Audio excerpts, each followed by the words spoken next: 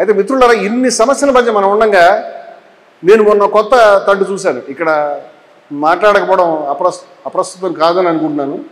ఒక పెద్ద మనిషి, ఆ మహానుభావుడు రంగరాజన్ గారి ఇంటి తలుపులు బద్దలు కొట్టి లోపలికి వెళ్ళి, ఆయన అర్చకుల్లో కూడా బహుమాన్యుడు, జ్ఞాని, త్యాగి, ఒక గొప్ప ఉద్యోగానికి రిజైన్ చేసి వచ్చి విలువల కట్టుబడి చిలుకూరు బాలాజీ దేవాలయానికి గొప్ప ప్రతిష్ట తీసుకొచ్చి జీవితాన్ని దాన్ని ఏమంటారంటే కొవ్వొత్తులో వెలిగించినటువంటి మహానుభావుడు.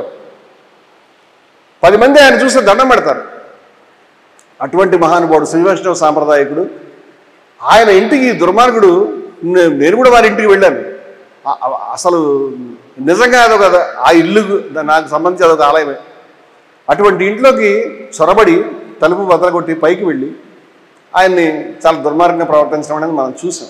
ఆ వివరాలు నేను ఎక్కువ ప్రస్తావించడం లేదు, కానీ ఒక మాట చెప్తాను. అది అయిపోయిన తర్వాత మేము కూడా దాన్ని ఖండిస్తూ దాన్ని ఏమంటారు వేదనాదం అని చెప్పి ఒక వేద పఠనం కార్యక్రమం ఏర్పాటు చేస్తాం. వారికి వెళ్ళి ప్రపంచంలో అందరూ కూడా వారికి వెళ్ళి చాలా దుర్మార్గం అంటే జరిగిందని చెప్పారు. ఇప్పుడు మళ్ళా అతను బెయిల్ మీద బయటకు వచ్చి నానా మాటలు మాట్లాడుతున్నాడు.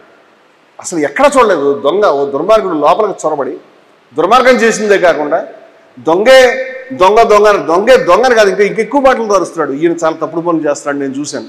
నీ దగ్గర ఆధారాలు, నా దగ్గర లేవు ఆధారాలు. ఏం చేసావంటే పోలీసులు తీసుకున్నారు, ఏమో ఆయనే పాడు చేశాడేమో.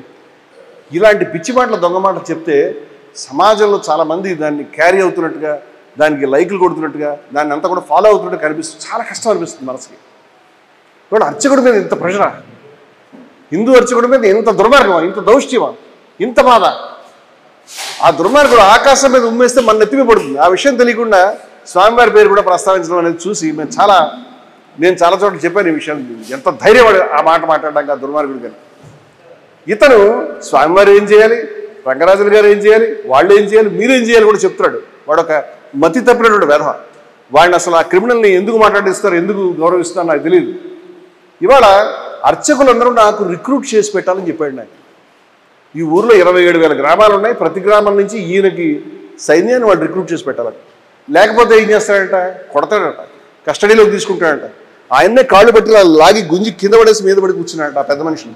ఆయన కుంభమేళకి వెళ్ళొస్తే మహానుభావుడు. ఏమిటి దుర్మార్గం అంటే సమాజంలో ఖండించాల్సింది పోయి అలాగా ఏం జరిగింది ఇప్పుడు చెప్పు, నీ ఇంటికి ఎందుకు వచ్చాడు అని మాట్లాడేవాళ్ళు తయారయ్యారు. ఇది ధర్మం పేరు చెప్పుకుని నామాలు పెట్టుకుని చాలామంది దుర్మార్గులు తయారవుతున్నారు. దురదృష్టం ఏంటంటే వీళ్ళందరికీ సాఫ్ట్ టార్గెట్స్ కింద అర్చకులు కనిపిస్తూ ఉన్నారు. చాలా చాలా కష్టం కలుగుతుంది ఈ మాటలు తలుచుకోవడానికి. ఇక్కడ డివేట్ అయ్యి ఈ మాట చెప్పినది ఎందుకంటే మనకు నిత్య జీవితంలో ఎదురవుతున్నటువంటి అనేక సమస్యలు చెప్తున్నాను నేను. ఇవాళ మనము ఆ మాలదాసరి కనబరిచినటువంటి అపూర్వమైనటువంటి స్థైర్యాన్ని, ధైర్యాన్ని, నిగ్రహాన్ని, ధర్మ అన్వయాన్ని మనం చేయగలుగుతామా?